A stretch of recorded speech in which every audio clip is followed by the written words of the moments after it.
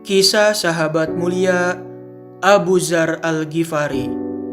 Rasulullah Shallallahu Alaihi Wasallam berkata, "Bumi tidak pernah mengandung dan langit tidak pernah menaungi orang yang lebih jujur daripada Abu Dzar Al-Ghifari."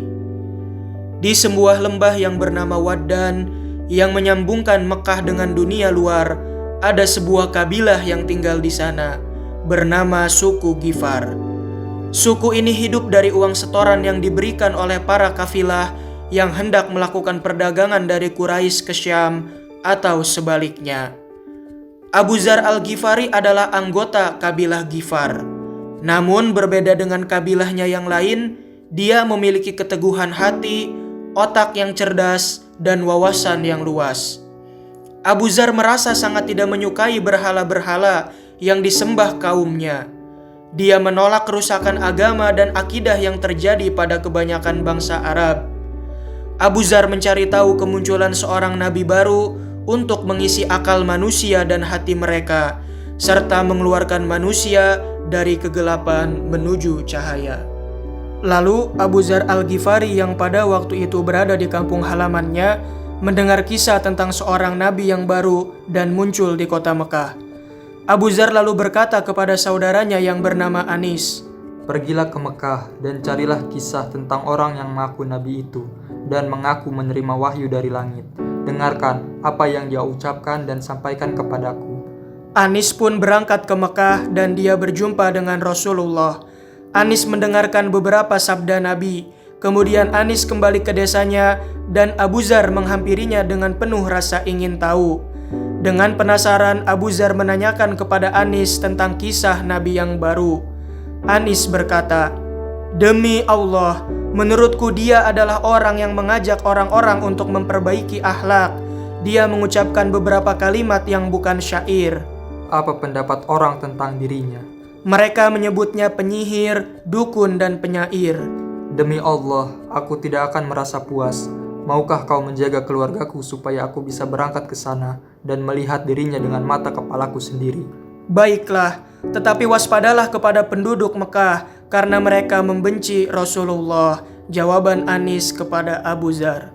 Rasulullah Shallallahu Alaihi Wasallam mengajak Abu Dzar Al-Ghifari untuk memeluk Islam dan membacakan kepadanya ayat-ayat Al-Quran.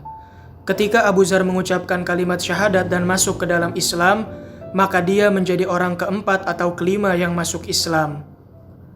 Setelah itu Abu Dzar tinggal bersama Rasulullah di Mekah dan beliau mengajarkan Islam kepadanya. Rasulullah juga mengajari Abu Dzar beberapa ayat Al-Quran. Rasulullah bersabda, "Jangan kau beritahu siapapun tentang keislamanmu di Mekah. Aku khawatir mereka akan membunuhmu." Demi zat yang jiwaku berada dalam kekuasaannya, aku tidak akan meninggalkan Mekah sampai aku datang ke masjid dan aku akan mendakwahkan kebenaran di hadapan orang-orang Quraisy. Abu Dzar pun datang ke masjid dan orang-orang Quraisy duduk berbincang-bincang di sana. Abu Dzar lalu masuk ke tengah-tengah mereka dan berteriak dengan sekeras-kerasnya, "Wahai bangsa Quraisy, aku bersaksi bahwa tiada Tuhan selain Allah dan bahwa Muhammad adalah Rasul-Nya." Begitu orang-orang Quraisy mendengar ucapan Abu Dzar, mereka semua bangkit dari tempat duduk dan berkata, "Tangkap orang yang keluar dari agamanya ini." Mereka pun menangkap Abu Dzar dan memukulnya sampai hampir mati. Lalu Abbas bin Abdul Muthalib, yakni paman Nabi Muhammad, menarik dirinya. Abbas berusaha melindungi Abu Dzar dari hantaman orang-orang Quraisy. Kemudian Abbas berkata kepada orang Quraisy, "Celakalah kalian. Apa kalian hendak membunuh orang yang berasal dari Ghifar, tempat yang selalu dilewati kafilah kalian? Biarkan dia bersamaku." Begitu Abu Dzar siuman, dia datang menghadap Rasulullah Shallallahu Alaihi Wasallam. Saat Nabi melihat keadaannya, Rasulullah bersabda, "Bukankah sudah kularang kau mengumumkan keislamanmu?" "Ya Rasulullah, itu keinginan hatiku dan aku sudah memenuhinya." "Kembalilah kepada kaummu dan beritahukan kepada mereka apa yang sudah kau lihat dan kau dengar. Ajaklah mereka kembali kepada Allah. Semoga Allah memberi manfaat kepada mereka lewat dirimu dan memberimu balasan karena amal baik yang kau lakukan kepada mereka." Kalau kau mendengar bahwa aku sudah berdakwah secara terang-terangan, maka datanglah kembali kepadaku." Abu Dzar Al-Ghifari tinggal di kampung halamannya, sehingga dia tak sempat ikut berjihad pada perang Badar, Uhud, dan Khandak. Abu Dzar lalu datang ke Madinah dan memohon agar diizinkan untuk mendampingi Rasulullah. Rasulullah mengizinkannya dan Abu Dzar sangat gembira dapat mendampingi dan melayani Nabi. Rasulullah senantiasa memberikan penghormatan dan memuliakan Abu Dzar.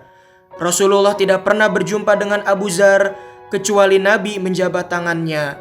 Beliau juga senantiasa memperlihatkan wajah ceria setiap bertemu dengan Abu Dzar. Ketika Rasulullah kembali ke hadirat Allah, Abu Dzar tidak sanggup lagi tinggal di Madinah Al-Munawwarah.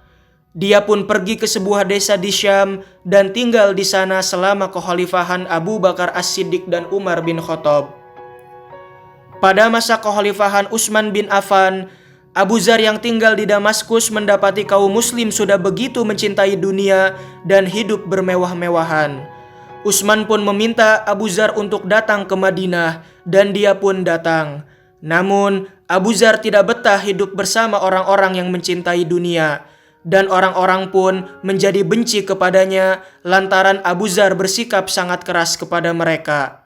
Akibatnya, Utsman bin Affan memerintahkan Abu Dzar untuk pindah ke daerah bernama Ar-Rabzah, yaitu sebuah desa kecil yang ada di Madinah. Abu Dzar lalu berangkat ke sana dan tinggal di sebuah tempat yang jauh dari keramaian manusia. Abu Dzar lebih memilih bersikap zuhud terhadap keduniawian. Pada suatu hari, seorang lelaki bertamu ke rumah Abu Dzar Al-Ghifari dan melihat ke sekeliling rumah. Namun dia tidak menemukan barang apapun di sana. Orang itu bertanya, "Wahai Abu Dzar, di mana perabotanmu?" Kami punya rumah di akhirat. Kami mengirimkan perabotan terbaik kami ke sana. Tapi kau harus punya perabotan selagi kau berada di dunia. Tapi pemilik rumah ini tidak akan membiarkan kami tinggal di sini. Di lain kesempatan, Abu Dzar Amir, pemimpin Syam, mengirimkan uang 300 dinar kepada Abu Dzar Al-Ghifari beserta sebuah pesan. "Pakailah uang ini untuk mencukupi kebutuhanmu." Apa pemimpin negeri Syam tidak menemukan orang yang lebih miskin dariku? Pada tahun 32 Hijriah, ajal pun datang menjemput sang hamba yang taat beribadah dan hidup zuhud ini, yang disebut oleh Rasulullah sebagai bumi tidak pernah mengandung dan langit tidak pernah menaungi orang yang lebih jujur daripada Abu Dzar Al-Ghifari. Wallahu a'lamu bissawab.